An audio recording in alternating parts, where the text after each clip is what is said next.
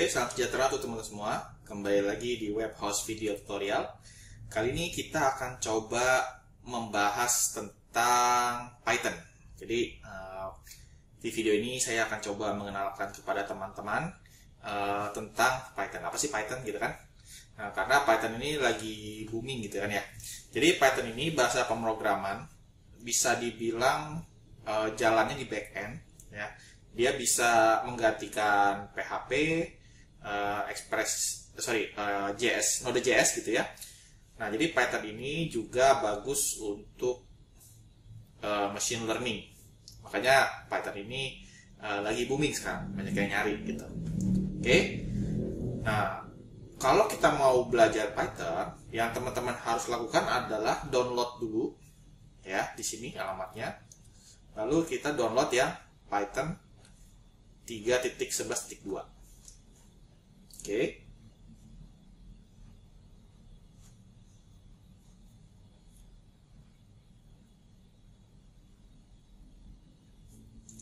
Nah, setelah itu kita akan coba open. Jadi kita coba jalanin. Nah, ini nanti karena saya sudah install, jadi ada modify ya. Ini nanti teman-teman bisa tinggal next aja sebenarnya. Kalau yang belum install gitu. Kalau ini saya akan coba modify. Nah, yang perlu teman-teman harus lakukan adalah centang aja semuanya gitu, centang semuanya. Saya coba next. Nah, yang ini paling penting nih, ini harus dicentang. Kalau perlu centang dari 1 sampai 4 aja sih, tapi kalau teman-teman pengen centang semua nggak apa-apa. Tapi yang terpenting itu yang nomor ini nih, nomor 4. Yang satu nggak bisa ya, jadi 3 yang bisa gitu. Ini soalnya nanti buat supaya bisa masuk ke CMD. Oke, lalu teman-teman bisa klik install. Karena saya sudah ada, jadi saya nggak install lagi. Nah, nanti setelah teman-teman sudah bisa install, saya sarankan teman-teman bikin sebuah folder ya, namanya bebas, tapi kalau saya lebih prefer proyek Python. Gunanya buat apa? Nanti teman-teman kalau misalnya punya banyak proyek Python, taruhnya sini semua, jadi nanti nggak berantakan gitu aja, nggak mencar-mencar lah. Oke. Lalu kita buka command prompt ya, pakai cmd, jadi dihapus lalu cmd, nanti akan kebuka di sini ya, sesuai dengan foldernya.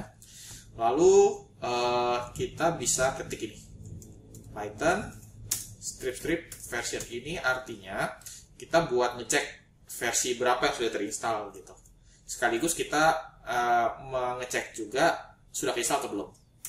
Nah, kalau sudah seperti ini, dia akan muncul 3.11.2 sesuai yang kita install versi berapa, dan juga berarti sudah terinstall gitu. Environment-nya sudah masuk. Kalau misalnya dia error, berarti belum keinstall atau ada yang salah di proses instalasinya gitu. Nanti teman-teman harus cek lagi. Oke, kalau sudah, di sini akan saya bikin sebuah project. Misalnya belajar Python. Lalu kita bisa pakai Visual Studio Code. Di sini akan saya cd. Lalu kita code spasi titik untuk membuka Visual Studio Code. Nah, untuk extension di Visual Studio Code-nya sendiri sangat disarankan teman-teman menggunakan Python. Bentar, saya coba cari dulu karena saya tidak hafal. Ya, Python IntelliSense atau disebut PyLens ya. Ini penting banget nanti untuk mempermudah kita dalam ngoding di dalam Visual Studio Code. Kalau yang ini silakan teman-teman juga boleh install, boleh juga enggak. Gitu ya. Oke, sekarang kita bikin, namanya boleh bebas.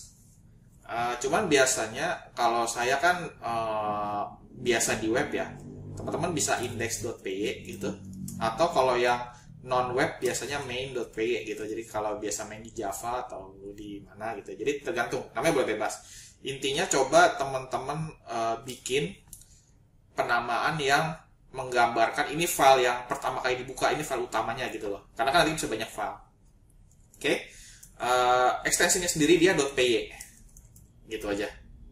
Oke. Nah, setelah itu untuk ngetesnya Kalau saya install dulu, dia ada rekomendasi.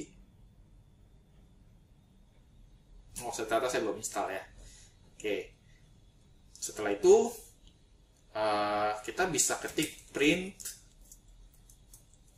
halo dunia. Oke. Seperti ini. Oke. Jadi ini buat cetak di programnya gitu. Untuk saat ini kita akan coba belajar menggunakan bikin aplikasi konsol gitu. Jadi yang pakai layar hitam seperti ini. Karena nanti sebenarnya Python juga bisa ke web ya, bisa buat mobile juga gitu. Tapi saat ini kita pakainya konsol. Karena untuk fundamentalnya lebih enak belajarnya via konsol. Seperti ini. Oke, kalau sudah buat jalaninnya, itu kita bisa ketik Python spasi nama filenya, yaitu main.py. Nah, seperti ini. Ini hasil dari halo dunia. Oke. Nah, berikutnya saya akan ngasih tahu cara nulis Python. Jadi Python ini bahasa yang lebih ramah sama pemula gitu, karena nulisnya lebih gampang dibanding bahasa pemrograman lain kayak Java gitu ya, atau PHP sekalipun.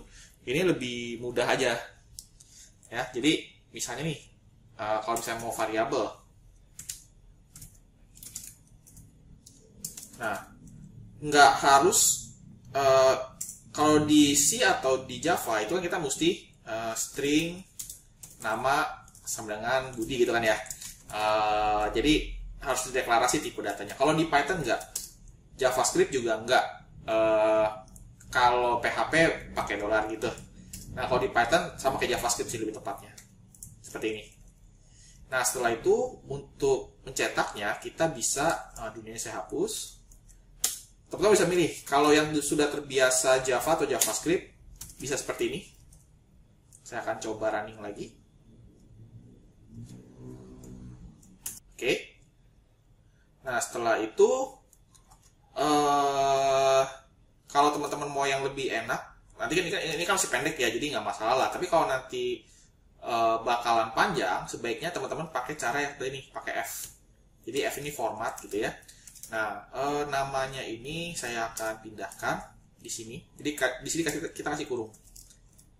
Jadi kalau di JavaScript itu seperti string literal. Jadi kayak misalnya seperti ini kalau di JavaScript ya. Seperti ini. Ini string literal gitu. Nah, kalau di Python cukup F aja. Oke. Nah, berikutnya yang teman-teman harus pahami adalah nah, ini yang menarik di sini. Contoh,